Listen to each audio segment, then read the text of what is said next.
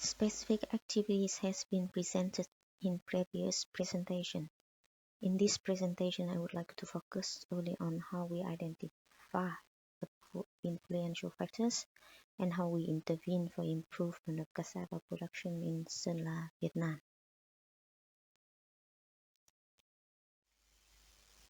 To identify problems and possible intervention, we adopted valuation analysis and household surveys. For the most efficient intervention, we involved all relevant stakeholders anytime possible and maintained iterative consultation with them. Lessons learned are shared and feedbacks are always sought for improvement and following experiments and process during the whole project time frame.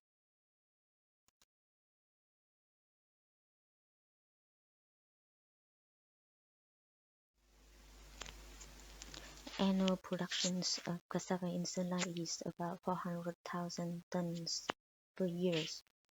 20% of this is for the starch processing by the two cassava processing factories based in Sơn La currently. 80% of them are for dry chips processing and for home consumption to feed animals. The chain is very complex with many actors involved along the chains between cassava growers and processors. At the peak harvest season, there are abundance of cassava roots, but in the off-season, there are none. Root pricing at factory is based on the starch content, but at the farm gate, it is in bulk.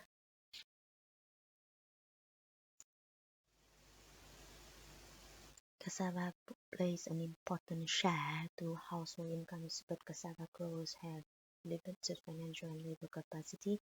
Cassava is maintained in many scenarios by farmers because of low requirements to input, but can be used for animal feedings, which bring a big portion of the total household income. In case of the bad market price of cassava, they still maintain it for animal feeding. Cassava fields are usually steep, infertile, eroded, and far away from home.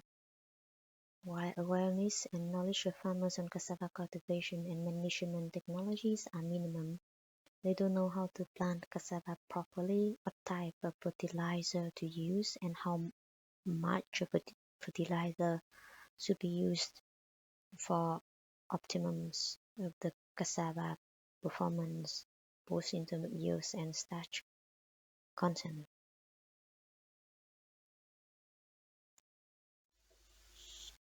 Support policies from both public and private sectors are not available. Governmental agricultural support policies are not available for cassava as it is not considered as a potential crops for people's livelihoods, but environmental exploiting crops. While cassava processing factories are increasing, cassava production areas expanding, and cassava use declining. There is no interaction and promotion of cassava production improved technologies from processing industry, as they also have the limited knowledge on cassava production technology, and fresh fruits are still abundant at peak harvest. And what activities were implemented has been presented in previous presentation. Here I would like to present how the technology and messages were delivered to maximize impact in short terms. All stakeholders are informed and involved from the beginnings of the trial process. Farmers and extension workers are involved from early stage of field experiments, and then harvested field day for evaluation and discussion of results. Following trainings were then provided in the second year of field experiment and staging in accordance with cassava growth stage of planting fertilizer application timelines. Monitoring and quick updates was conducted in the following season right after planting season and before fertilizer planting time to evaluate knowledge gained by farmers vulnerability and adaptabilities of introduced and trained technology in practical production conditions independently. This session was including clarification on technology and seek feedbacks from farmers for improvement. Potential technology were then promoted and disseminated in the form of leaflets and posters with short and precise and practical information. Local mass organization staff and community staff are involved in dissemination of the technology. During the whole process, we maintain iterative consultations with stakeholders for improvement and enable dialogues between different stakeholders.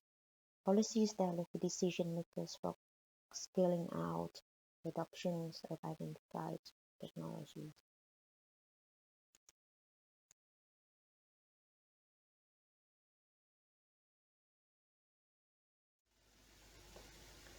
In communes where farmers and community staff are provided with whole packages, awareness and knowledge of farmers and local staff are significantly improved. Certain trained technologies have been adopted and appreciated, including planting materials selection and reservations, cassava cultivation technique, and adoption of right fertilizer application and type.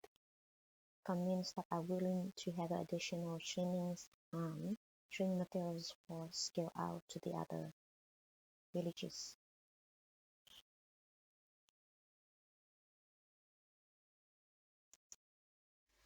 In communes where experiments established without follow-up with trainings, farmers hardly remember what they have seen from the harvest field day. The only one thing they maintain in their field is grass contours planted in the trial area by the project, and they keep it in the field to reduce soil erosion until the field was planted fruit trees.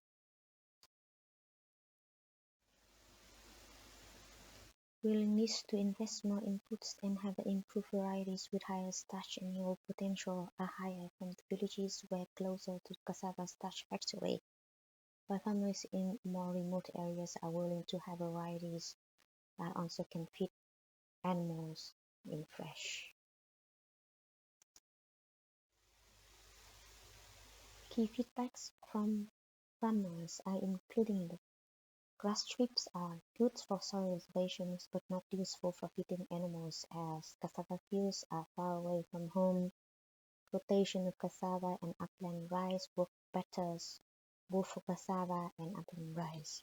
New varieties are more susceptible to pink millet rocks than Cameron 4 and Lache.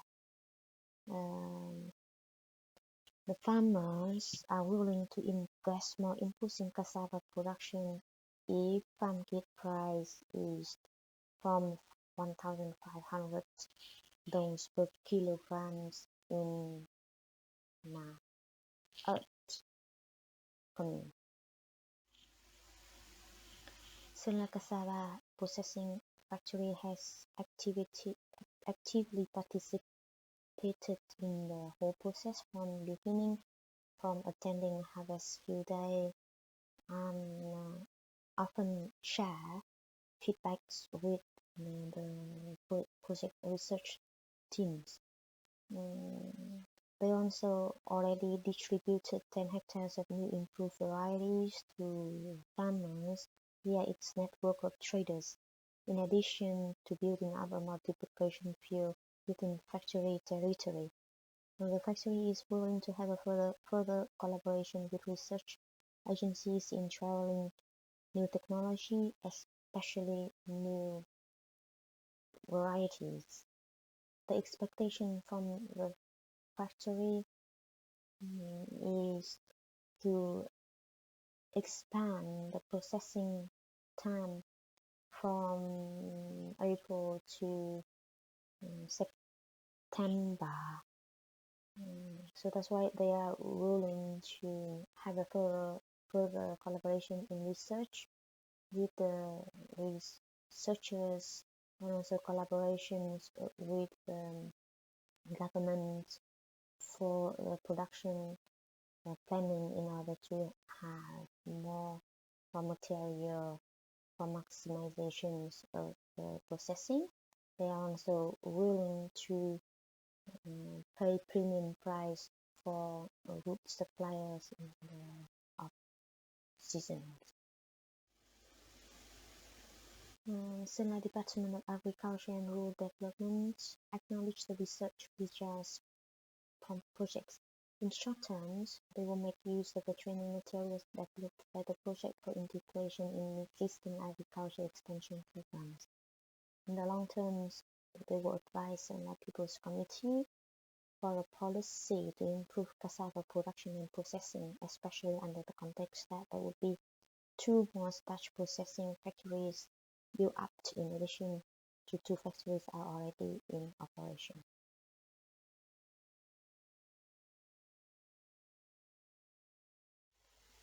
Suggestions for scaling out the adoption of technologies by farmers were discussed and agreed at the stakeholders meeting organized in Sinai recently. A partnership between Sinai's factory and research agency with support from governmental agencies is required for widely adoption of technology by farmers, including improved varieties, fertilizer use, and sustainable cultivation practices on steppe land. On behalf of agriculture administrative agencies, departments of agriculture and rural development would make a proposal to the Provincial People's Committee for a proposal to build up possible models and test it and have it tested.